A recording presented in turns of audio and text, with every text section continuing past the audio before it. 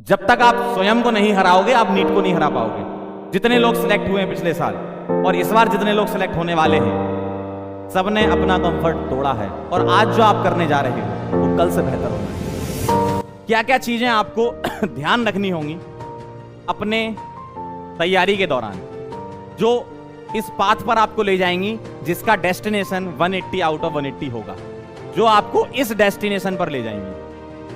सबसे पहली बात तो अपने आप को चैलेंज करो, अपने आप को चैलेंज करो। जब तक आप स्वयं को नहीं हराओगे आप नीट को नहीं हरा पाओगे।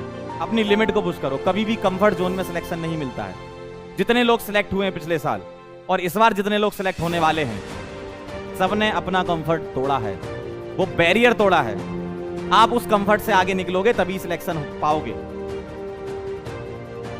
आपको अपने आप को चैलेंज करना होगा। जैसे अगर आप आज 20 सवाल बना पा रहे हो तो कल आपसे 20 से ज्यादा सवाल बनने चाहिए। 22, 25, 28 ऐसे सवाल बनने चाहिए। और अगर कल 28 बन रहे हैं तो अगले दिन 30 बनने चाहिए। अपनी लिमिट को एक्सपांड करना है तुम्हें, क्योंकि अभी क्या है ना, अभी तुम जो सोच के बैठे हो कि नहीं जितना आएगा हम उतना पढ़ लेंगे, सवाल कहां से लगाओगे? तो जो डीपीपी आपको मिलेगी, जो प्रैक्टिस सीट्स आपको मिल रही होंगी, जो एडिशनल प्रैक्टिस क्लासेस में चल रही होगी, वो सारे के सारे सवाल आपको बनाने हैं।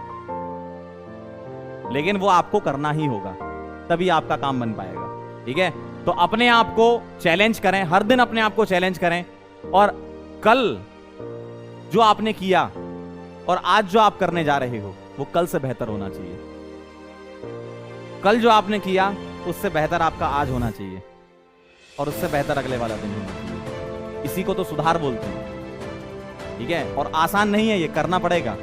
बैठना पड़ता है भाई, चेयर पे बैठ के टेबल पे लिखना पड़ता है, घिसना पड़ता है। पेन के पेन खत्म हो जाने चाहिए तुम्हारे। दूसरी बात, स्टिक टू सिलेबस। इसका मतलब क्या है? सिलेबस से इधर उधर नहीं भागना है।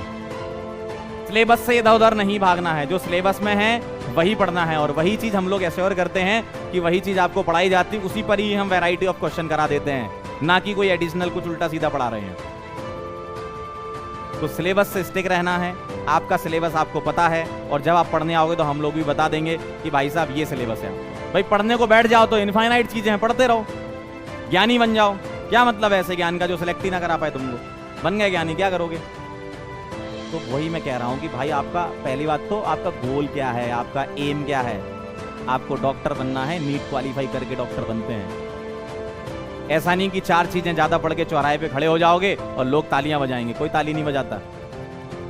जब तक सिलेक्शन नहीं होगा तब तक लोग तालियां नहीं बजाएंगे तुम्हारे लिए। ठीक है, आइडेंटिफाई वीक पॉइंट्स। ये आपको खुद पता है कि मैं किस टाइप के सवालों में फंस रहा हूं, और वो आपको टेस्ट की एनालिसिस से भी मिल जाएंगे। जो हम लोगों की टेस्ट तुम दे रहे होगे ना, उसकी एनालिसिस जब तुम कर रहे होगे तो उस एनालिसिस से भी मिल जाएंगे कि तुमसे इस टाइप के सवाल नहीं बन रहे हैं, यानी कि तुम इस टाइप के सवाल की प्रैक्टिस करो, घिसो, सीखो, रिवाइज करो, बार बार रिवाइज करो। दिमाग में बिठाना इतना आसान काम नहीं है। बार बार चीजें रिकॉल होनी चाहिए। एक ही चीज 4 बार 5 बार आपकी नजरों के सामने निकलनी चाहिए, तब जाके वो धीमे धीमे दिमाग में बैठेगी। और एग्जाम में दिमाग ले जाते हो, नोट्स नहीं ले जाते हो, है ना? तो अपने वीक पॉइंट पता करो कि कहां पर तुम फंसते हो, किस टाइप के सवाल में फंस रहे हो, कैसे चैप्टर में तुम फंस रहे हो। कई बच्चे ऐसे होते हैं जिनको न्यूमेरिकल में बहुत मजा आता है, लेकिन थ्योरेटिकल क्वेश्चन में हवा टाइट हो जाती है कि सर ये क्या हो गया, सर ये क्या पूछ रहे हैं, समझ नहीं आ रहा। तो प्रैक्टिस करो ना उसकी। भाई बैठ के रोने से कोई सॉल्यूशन थोड़ी निकलता है। टाइम मैनेजमेंट एक बहुत बड़ा अपने आप में एक सवाल है। ये अपने आप में एक सवाल है, टाइम मैनेजमेंट। इसका सीधा सॉल्यूशन ये है, टाइम वेस्ट करना बंद कर दो, अपने आप समय ही समय निकलेगा।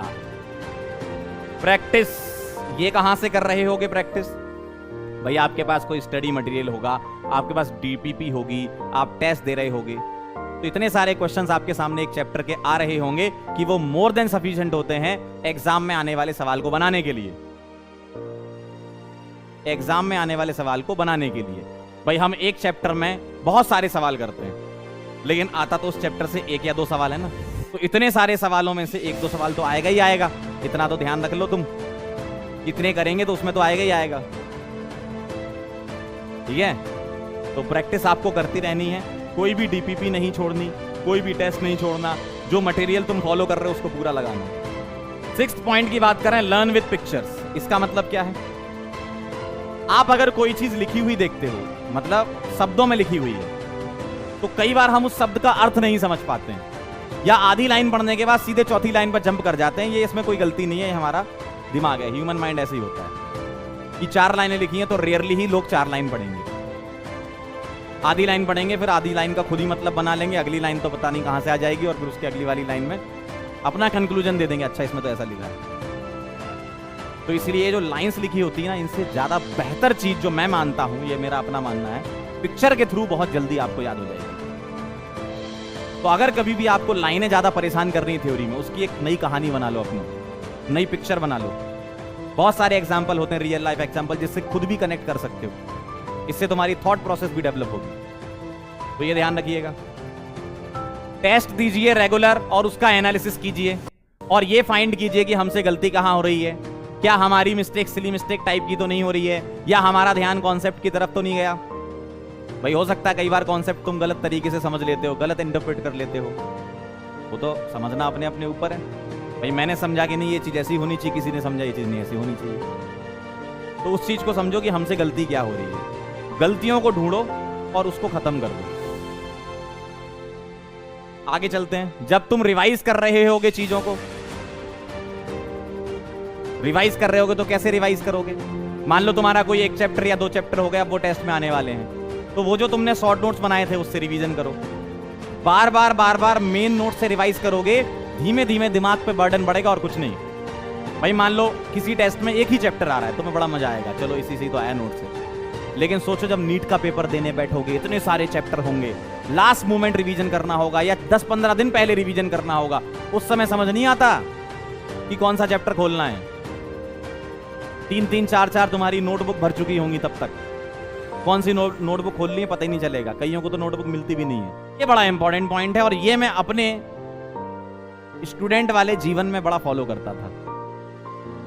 Teach others what you have learn. आपने कोई चीज याद कर ली या ध्यान रख ली या आपको समझ में आ गई, तो वो किसी और को भी सिखाओ। अगर आपके कोई दोस्त यार हैं जो आपके साथ नीट की तैयारी कर रहे हैं, तो बकवास में समय खराब ना करो।